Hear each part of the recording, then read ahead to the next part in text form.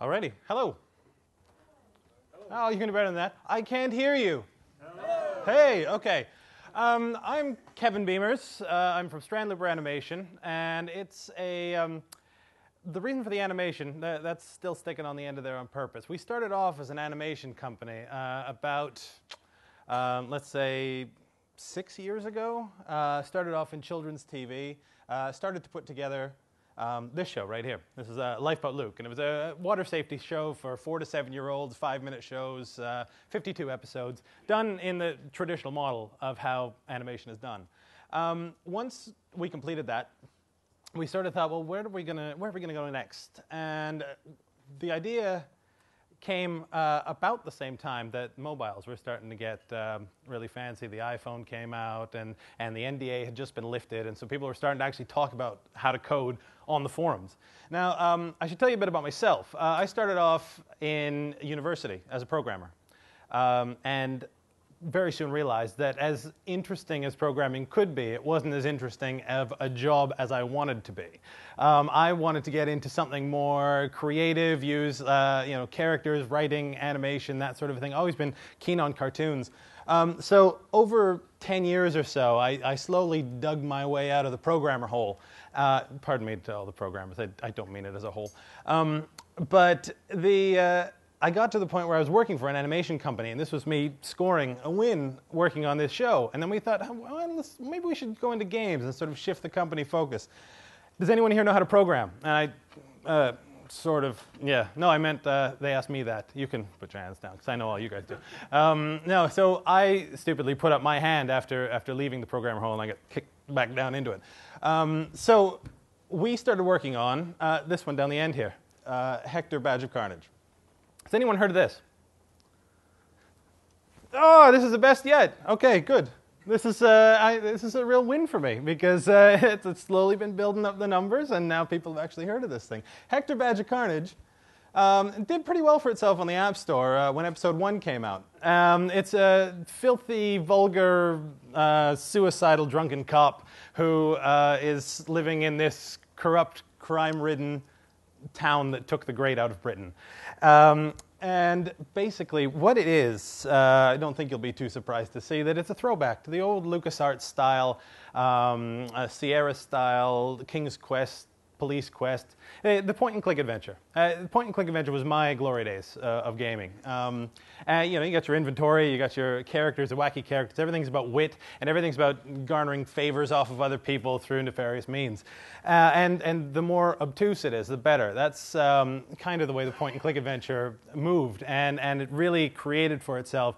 It's a small audience, but it's a really, really passionate audience. I mean, like, a lot of people like Angry Birds, but if you love point and click, you really, really, really love it, or it's totally off your radar. So it creates this real sort of a niche market that we went for. But the guy who created Hector, he's Dean Burke. He was the artist on all the backgrounds and all the characters and things like that.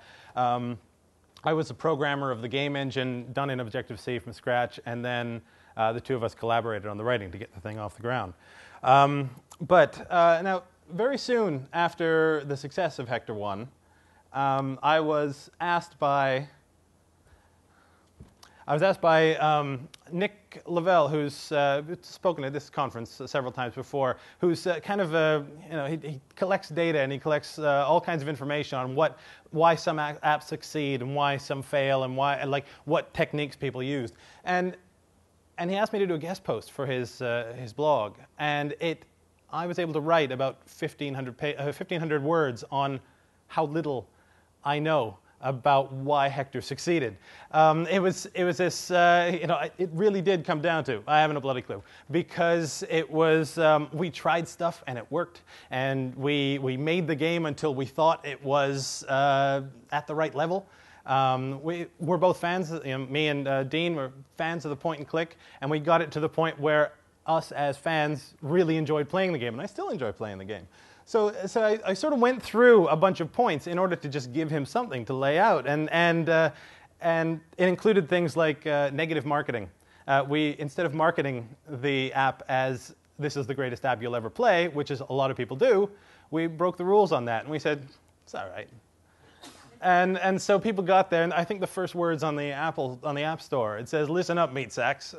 You've been waiting for a half-decent adventure to come out for some time. Well, here you go, half-decent as promised." And so we made no effort to big ourselves up. And as a result of that, anybody who played it and saw that it was really good, they got to contradict us and say, no, actually it is really good. And so the user-generated comments really ended up working for us. And as well, there were things like we found ourselves a little cult following on one of the, Touch Arcade was the forum where somebody saw that this was about to come out because of some YouTube trailer that we put out. And they all started talking to one another saying, we got to snap this up before Apple knows what they've got and rips it off, because you know it's going to go too close to the knuckle and Apple's going to cancel that. So that sort of negative market also worked for us. But basically what it comes down to, I think, is it was a question of timing. And when we released Hector, it was 2010. And for point-and-clickers, these were about your only choices on the point-and-click market. And so these were all throwbacks. These were all games, sorry, not throwbacks, these were ports. They're exactly the same game as they were back in 1990, 1996, except they'd be reimagined. It's the same puzzles. Maybe the voice has been re-recorded, it's been remastered, that sort of thing. But people were playing the puzzles that they used to enjoy as part of this market. And what you had was people who played Monkey Island when they were 10, getting an iPhone now that they're 30, and they're going, I used to love Monkey Island. This is great. And then they got, oh, what else they got? They got the other Monkey Island. What else is there? Nothing new had been made in the point-and-click market, really, for the past 15 years or so. And for us to come out with Hector Badge of Carnage at about that time suddenly was a grown-up version with the same wit and humor and obtuse puzzles as the old point-and-clicks of the glory days. And people said, finally, another one to add to the classics. And all the point-and-click lovers passed it on to all their point-and-click loving friends. And so that ended up working for us to do just, from what we did, I use the term throwback here. And I looked up the actual definition of throwback in Wikipedia, because I thought this slide needed a little more text on it. And as much as Hector himself is a bit of a troglodyte, the whole process of doing a throwback game, it's like you have just taken something from there and brought it into today's market and sort of dusted it up a little and changed the face of it. But there was nothing that we did that was particularly innovative in the eyes of point and click. It was a mimic of the glory days of point and click. We didn't try to change anything, and I think that's what worked for it. It's because people wanted to see more of that. Now, you don't get many people standing up saying how uninnovative they are, so I sort of get some bravery points for that, I think. Anyway, this got me thinking about evolution in general, and I started to take on the idea, after reading my description of what I was actually supposed to be talking about, I sort of took a deviation, started thinking about evolution of the games industry, of the games themselves, but from a biological standpoint as opposed to a business standpoint or something like that. It's actually looking at games as a life form forming on a barren planet. And it sort of got me thinking into all the other the terms that are associated with evolution. It's getting into all the things that makes life spread, makes like the deviations, the diversity, all the things that cause diversity. I'm just going to move on. Okay, I'm taking you back to the beginning of time, which is 1972. I'm sure none of you are old enough to remember that. I'm certainly not. But in 1972, that was where we were given the computer. Now, this is a semi-factual reconstruction of history, so if you spot any inconsistencies, please don't hesitate to call them out. In 1972, the computer was only good for two things: going to the moon and playing Pong. Okay, so back then we got ourselves Pong, which was sort of the primordial ooze of the games industry. Suddenly people realized you could do something fun and move things around, and it became in consoles, and it showed up in universities and that sort of a thing, and it became marketable. It became something that, it became a life. It took on a life of its own, and that caused all over the planet little other pieces of primordial ooze to form themselves into different shapes. By 1980, we moved ourselves up a little bit. We didn't have to go out to play games anymore. We could actually do them in our own homes. That's what a computer looked like, and that's what a console looked like, and that's what we played with our consoles. How many people had one of these? Anyone? Come on, everybody. Good bunch of you. Yeah, we all remember the Atari 2600, the old TRS. And I had a Commodore 64 myself, but that was just a much better picture that I found on Google image search. So, let's see, where am I? By the 1980s, nobody knew what was going to stick necessarily, and all we had at the time was a processor that could do stuff and put pixels on a screen in a different way than other than just writing text on the screen. So from out of all over the place, we already spawned. In the 10 years or the 8 years that we started to have these things, we had a bunch of genres that sort of made their way out of the woodwork. And I don't know how many of you recognize a lot of these things, but already we had that kind of diversity. So that gave us a rich sort of breeding ground to start to pull from and move forward from and go into different directions. And it was all sort of experimentation. Now, next comes complexity. Now, with complexity, I thought rather than targeting one specific genre or a collection of like trying to map the entire genome of the game, I went with consoles because you can actually see the Moore's law of console buttons rearing its ugly head here. You start off in 1980 with the single stick for us simple beings. Nintendo said, that's not good enough, we got to have 2 buttons. Nintendo then was counteracted by Sega, which gave us 3 buttons. A little bit later, we got the Super NES, and that was the 4 buttons. And also, we weren't content with our fingers just sitting there holding on to the game console anymore, so we got our little left and rights. They got into the action. 89, that brings us on to the Sega, yes, what was this, the Genesis, I believe? Yes, the 6 button, but all to do with your thumb. Incidentally, anybody who had one of these, did you ever play with the 3 fingers on the top instead of trying to roll your thumb over the other 6? No? Yeah, there you go. And you were better than all your friends, weren't you? 94, along comes newcomer Sony. Oh my goodness, I didn't realize how pixelated that is. Sorry about that, guys. And they came out with the 4 on this side, 4 on that side, plus a couple of finger triggers. And from there, now, what do we have? Nintendo, they came out with the need for the 3rd arm. You had to have a 3rd arm growing out of your stomach to actually play that one. And then, now where was Sega during all this time? 4-button mouse, or 4-button controller. And at this point, Sega was so embarrassed by how few buttons they had on their controller that we didn't really see much out of them after that. And then came the PlayStation 2. And now you got 11 buttons and 2 sticks and a couple of things for your fingers. And then along came Xbox, and we all sort of lost track of what was going on. So as you can see, everybody just decided to say, there were so many different types of games, and how do we keep reinventing the game to make it better and better and better for all the gamers out there, for the people who really love games? Well, we got to make it harder, and we got to make it more complex, and you can do more moves, and you can have more combinations, and you can have all these things. So all of these different genres, this is obviously not all of them, but it's a good collection of them. But there was a real definite split between those who became the hardcore gamers and what became the casual gamers. And the split kind of occurred about there. And that's so that, like these ones here, anybody ever heard the term retronym? Retronym, yeah? Retronym's a great word. It's where you have to redefine something that used to be the standard because something better has come along or something different has sort of made it obsolete. So the idea of something like an analog watch. Because watches were always watches until the digital came along, and then you needed an analog. Broadcast TV is another retronym. But I always think that casual gamers is a bit of a retronym because back in the day when gaming was like this, you really had gamers and you just had regular people. And the regular people are just people who had an hour in their lunch break, and so they decided to play some solitaire and that sort of thing. You played Scrabble online a little bit if you knew where it was available. But for the most part, you had your people who actually went out and bought things that allowed them to play the games. And, Seamus was saying, they bring it home and they put it in the box and then they sit down and that's my evening.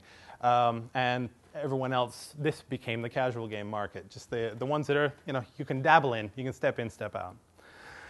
Anyway, from complexity, I'm going to move on to the third step, which is extinction, which is an unfortunate side effect of, but necessary, of evolution. Now, extinction, now my favorite genre is the point and click, as I've already stated. There came a point where point and click sort of started being dominated by the FPS. Doom started getting bigger, and the Quake started getting bigger, and the point and click, they really tried to hold on there. They were really starting to fade into obscurity, but people really, really were trying. And then came the extinction level event, global killer of point and click adventures, which was Gabriel Knight 3. Now, I don't know if anybody knows this game, and I know it's not polite to badmouth other games when you also exist in the same genre, but this was the one that also killed it for me, because it was, as a game, it was very serious, a bit too serious for my liking. It had a little, a bit of vampirism and devil worship and that kind of a thing, but had really, really obtuse puzzles. And I know the whole point of the point and click is to have obtuse puzzles, but this took itself seriously, but the puzzles did not. And you have to live within your internal logic in order to make your system believable. I can't remember. I know somebody said something similar this morning. I think it was Struan about having the petrol make sense. And in this sense, for example, there came a bit where Gabriel had to get access to something. And if I can just go over the puzzle for this, first he had to steal somebody else's passport. Then he had to steal a marker to draw a mustache on the passport. But then he didn't have a mustache himself, so he had to go and get himself a mustache. And he did that by putting masking tape on the underside of a fence and scaring a cat with a sprayer so that the cat would run under the fence, and some of the hairs came off of the cat's arse, and he taped them to his face with maple syrup, I think. So that everybody at that point just threw up their hands and said, I'm going to go play Quake. So now, as well, extinction doesn't necessarily have to be for negative reasons. Some people say that R-Type was what destroyed the bullet hell genre because it was so perfect. It was so well done that anybody who tried to mimic it was either just mimicking it or fell far short. I actually have a quote here that I'm going to read directly. So I ran across a discussion online about the difference between spawning a genre and defining a genre. And this guy said, one of the things that is the difference for me, after a game appears, as defining a genre, sorry, after a game appears, does the genre suddenly die because the imitators can't keep up? There are very few examples of this, but they do happen. R-Type is the best I can think of. After it came out, it defined the genre, and there have been shooters since, but few, if any, good. Certainly none that managed to truly surpass it. And basically, I'd say that R-Type was so good that it killed the genre. It killed it all by perfecting it. And gamers didn't pick up new shooters much after that because they all felt like inferior titles or more of just the same. So, they did it, and it basically became so powerful that it ate itself. It's like all the dinosaurs eating each other until there's only one left, and then that guy passes out of starvation. Finally, mutation, and that's a bit of a font shift. Neat. All right, so mutation is, that's probably the most, how would you say, it's the most common method of genre spawner. It's also the, as we learned from Professor Xavier, it's the driving force behind evolution. Something's born a little different, and that seems to work better than what came before, so it gets to go on and make babies, right? And that's the whole process behind mutation. And it can reproduce further. So, for example, somebody came up with the idea of what happens if we combine a bit of a first-person shooter, add a bit of driving to it, but then we're going to take away things like boundaries and linearity and clear-cut goals. Anybody know what I'm starting to get to? So the sandbox open world method, thanks to Grand Theft Auto 3. And then that's sort of gone on to spawn more of the same, more titles by Rockstar, of course, and the whole sandbox genre, and the idea that you don't need to have clear-cut goals. You can just have a good old romp around an area. Now, that would, let me see. So what you've got is a couple of things that are familiar, and yet you've taken an innovative twist on it. And it's hard to say the difference between what is a mutation and what I'm about to get into next, which is hybridization. So, for example, a lot of people look at Legend of Zelda as the one that spawned the action-adventure genre because it was a bit of an RPG, and it was a bit of action because it was like, you're shooting your swords and you're killing things, and then you're also traveling through a maze or through a series of you need a map to get through it. Anyway, that everyone talks about that as the adventure genre action adventure genre spawner. You've got things like Portal, which is a first-person puzzler. And some people have said that's so much of a mutation that there's nothing else that can really compare to it. And you can even talk about something like Tomb Raider, where it's a third-person shooter with a little bit of stealth and a little bit of puzzles, and so it's not exactly on par with Doom, but it's not exactly a puzzler at the same time. So that sort of mutation, and obviously Tomb Raider spawned so many sequels to itself that it's definitely popular within its own right. Now, also, again, getting back to the point and click, my favorite subject, you can also have mutation that goes the wrong way as well. As far as I'm concerned, when the point and click died, it was still loved by this underground cult of people who love point and click. I'm that sort of guy. And you'd replay the old ones, but it came to the time when you start to sort of making it, people want to make their own, and they want to try to keep the genre alive. But what ends up is sort of like as the zombie genre has shown us that resurrecting the dead sometimes has unexpected consequences, and we end up with the escape genre, which, as far as I'm concerned, is sort of like the it's a horrifying, ugly, obtuse, illogical, shambling bastard mutant stepchild of the point-and-click, chained in the ring of a basement, forced to eat what rats it can catch with its ill-formed hands. I wrote that late last night. Right, and it's ugly, and the puzzles don't make sense, and they don't live within their own logic, and it's just about being as weird as possible. I can't stand the escape genre because it's got no character whatsoever. But it's the one that's made by the people who, I got a copy of Flash, or I figured out how to do how to use one of the SDKs that came down, and a lot of the time they end up just being these horrible line-drawn things where you find a key that goes into another door and there's just another key inside, and it's a lot of bumping around like that. So it is a mutation of the point-and-click genre, but not a good one. It's one of the scary mutations that people make movies about. That's Escape the Convenience Store. That's really abysmal. Next, and the final one they want to cover here is hybridization. So this is the mixing of different varieties. I'm going to kind of scoot through this a little bit because so take, for example, the hack and slash meets the real-time strategy. Anybody know what I'm going to hit here? Any guesses? No, I'm going to give you Brutal Legend. Now, Brutal Legend, it's mixed reviews on this one. The users are kind of like, they're two very different styles of the action-adventure and the not quite first-person shooter, but actually just a beat-em-up. And then you add to that the idea of this real-time strategy. It's using one person and then using an entire army. And it was very innovative. And no one can say that this was not a fantastic visual piece. But as for whether or not it worked is still up in the air. A lot of reviewers loved it. A lot of users loved it, and a lot of other ones didn't like it. So it's hard to say. Hybridization is sort of anybody's guess because one of the tricks of hybridization, one of the risks, I suppose, number one, are you alienating the purists? You've got all these people out there who say, well, it's good, but it's not really adventure anymore, is it? And so suddenly, instead of adding a new genre to your fan base, you've hurt the one that you already had, and it gets shifted off to one side. Another thing you can look at is having to build two engines that have to cohabit. And when they work together, it's great. But even if they work together, you'll still have people that say, I like hack and slash, but I don't like real-time strategy. So even though you've made a great real-time strategy game, if someone just doesn't like real-time strategy, then they're going to hit that point in the game and go, oh, geez, I have to go through this part again. It's almost like having a book that, like the Dan Brown style, where chapter 1 is this guy and chapter 2 is the other guy, and there's always one guy you like a little bit more, so you tend to sort of skim the chapters of the second. Another one that I want to draw attention to I thought that was funny. Insecticide.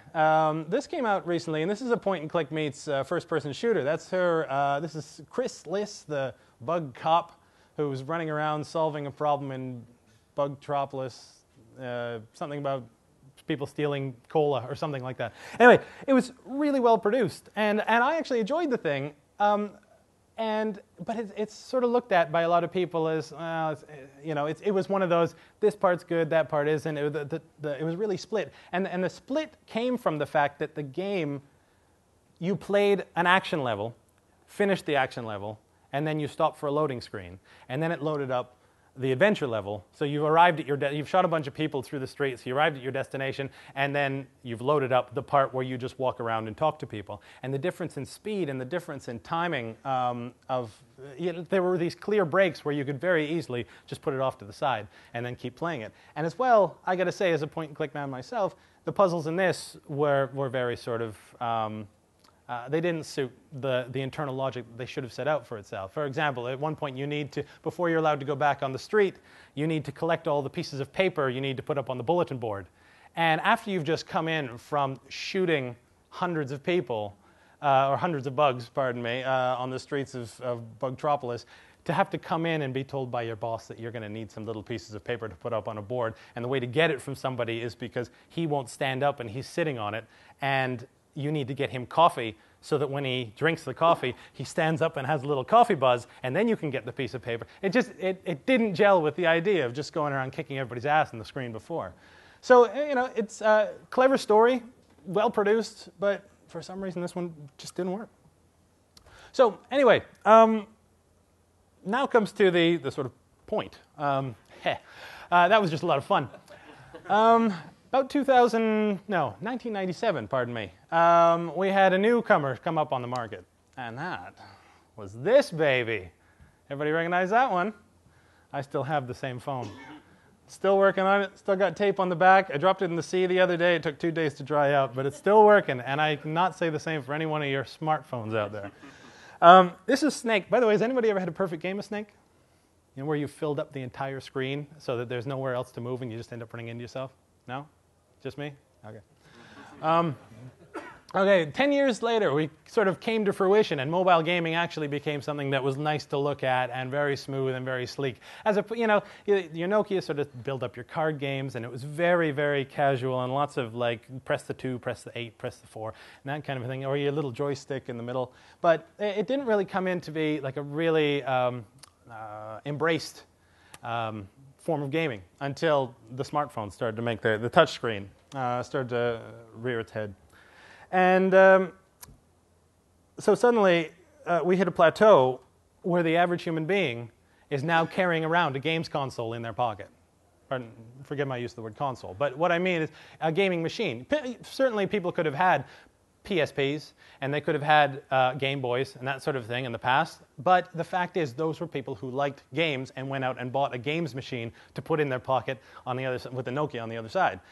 Now you've got something that takes your phone calls and got Angry Birds and whatever else you need on it, and so everybody who wants one of these, which is everybody, other smartphones are available, suddenly everybody is part of your market. As well, the stores that are directly on there, so that they don't even have to go anywhere to actually buy those things. So suddenly, all those people, like we'd been making games for consoles for all these people who sit at home and actually make the effort to go out and buy games for their console, and now suddenly we realize that it's a big community, and you can call it a niche community because the majority of people in the world, the gamers, were still sort of a segment.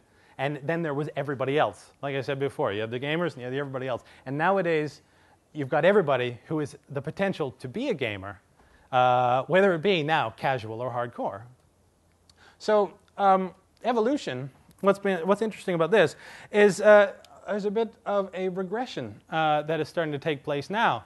And it's basically all of these things were sort of dropped back to become part of the casual gamer, people on a mouse, people on their lunch break. Now suddenly they can have that in their pocket again. And people will pay, 1 million people will pay 69p for it, and suddenly you've got something that's marketable, whereas before you could only leak it onto a flash site and hope to get something off of it, or at least interest in the game. The online market was, it's basically a case of, well, if you keep looking, you'll find something that's free there. But now you've got something that'll actually fit into your pocket, and you may pay the extra 69p to actually get that down there.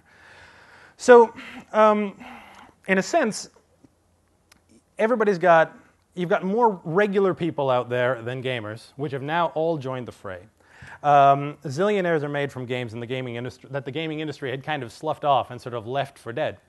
And everybody's got also the touchscreen, which is very cool, and the accelerometer, which sort of gives you the, it's a nice little piece of equipment that everybody thinks is cool, and it's very intuitive. So we were all moving back. Oh yeah, and of course there's these other things that we never saw coming. All right, and complexity has kind of given way to simplicity. Where this used to be our console. Yes, I know it's not real. And suddenly Nintendo comes out with this. It's like, spectacular. Well, how many buttons do you want to give that? Let's call it 2. No, 3. Okay. So Nintendo comes out with this, and we all say, well, that's fantastic. We've got ourselves look at, it's the wave of the future. What do they think of next? But then it has a little bit of, the attachment that goes on to the extra bit. And so the people who do really like gaming, it is really all things to all people. So the simple person can still play it like that. And the complex gamers now have the extra bits that they can still work with both hands. And they can also get up and dance like everybody else. But then along comes Microsoft and takes away the controller entirely. And says, well, here you go. Now you can use this. And the Kinect suddenly becomes, you have no controller whatsoever. So we're going simpler and simpler, even in the console market. So now casual games make more sense than ever. It's something that's very simple to pick up, and you can play for a few minutes. And you might make an evening of it when you're in front of the TV, but you can also play it in your pocket for 30 seconds on the bus. And also segmentation. I just want to say something briefly about this. Sometimes they're taking the great big games that everybody's, like the 40 hours of gameplay that you would have bought as some sort of a real-time strategy, and they're just cutting it up into manageable pieces. For example, you take the gather, build, fight strategy of an average real-time strategy. You take the gather piece away, and you've got yourself Farmville. And you take just the build part away, and you've got yourself Plants vs. Zombies. And so it's like the part of the game that you would have played all 3 of before. You may only like one of those, so they've provided that for you in one of those sets. So basically, you've got all these things coming back. Resurgence. A huge resurgence of every type of game that used to be out there. And it's basically, now we're stuck at this point where everything is back on the table. There was a time when the consolers were running away, and the stuff that was free online, that was fine. But now, the stuff that used to be free online is now profitable. And the stuff that is still being sold as console games is also profitable. And nobody knows what's more profitable than anything else, because sometimes it's more people buying a cheaper thing or fewer people buying a more expensive one. So what was dead is now alive. What was lost is now found. Earthquakes, volcanoes, dead rising from the grave, dogs and cats living together, mass hysteria, major hybridization. So you can get things going on nowadays where you're taking the RPG, which is more of a hardcore gaming, and you're mixing it with card and board, and you're getting yourself Sword and Poker, which is doing very well for itself. It's a pretty successful app where you go into, it's a pattern-matching dungeon basher. You're going through the dungeon, and you're beating them by playing poker against them. Who would have thought? But it works, You got other things like Pong plus Rhythm. That gives you some of the bit trip stuff. Anybody's ever played this? It's a nice little sort of 80s throwback, it feels like an 80s. The very square, very 8-bit, or even 4-bit, if you want to call it that. And that's sliding up and down, and you're also trying to match the beat that's coming in with all these little pips. You could have FPS plus tower defense. This one just came out last week, I think. Commando Jack, I think it's by Chilingo. But it's got the tower defense setup. But and we've moved on. There's a lot of other types of hybridization that you can see. And you can see that some of them sort of lend themselves more to, some genres lend themselves better than others. But basically, you got lots of stuff coming out. And we don't really know what's going to mate with what and what's going to work as a result of that thing coming out of there. So, unfortunately, now that you've listened to all this, you're expecting some sort of conclusion from me. But I don't have one. The only conclusion I can give you is adapt and survive, which is the very nature of how evolution works. Anybody who comes up and says they've got a die-hard method of 1, 2, 3 that's going to create you the app of the future, they're selling you snake oil, because you don't know. You can have tried and tested methods, and you can have the things that worked for one and the things that worked for another, but there's a spark of, just like nobody could tell you what was viral 5 years ago. You could try, and it might have worked, but other people failed just as much. I was involved in a project which was a flick penalty kick app. And this penalty kick it had all the faces of all the famous footballers, so it would have grabbed the attention. It was the attention of the fans anyway. It's very casual. All you had to do is, flick the app. The physics worked fine. It had bonuses. It had things you could unlock. It had a Twitter feed. It had a Facebook feed. It had a championship thing. It related back to a leaderboard that we built on the own site. Also had open fate, and it had all of the things that you would have thought a successful app would give you, but it kind of didn't go anywhere. And it came out within a month of the World Cup. So I don't know, out of all of that, what went wrong, but something did. And you can look at that and look at it as a perfect textbook example of what will make your app successful, and it didn't. So that's a bit of a negative thing to end on, but the fact is, if you don't know what's going to do it, the only advice I can give you for making an awesome game is to make a game and then keep making it until it is awesome.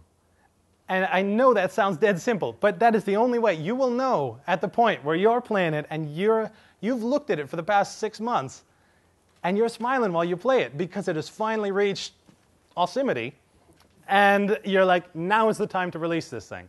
And it's the only way we know, as far as we're concerned at Strandlooper, you know when you're ready to release it, when you're enjoying it as much as you hope everybody else is.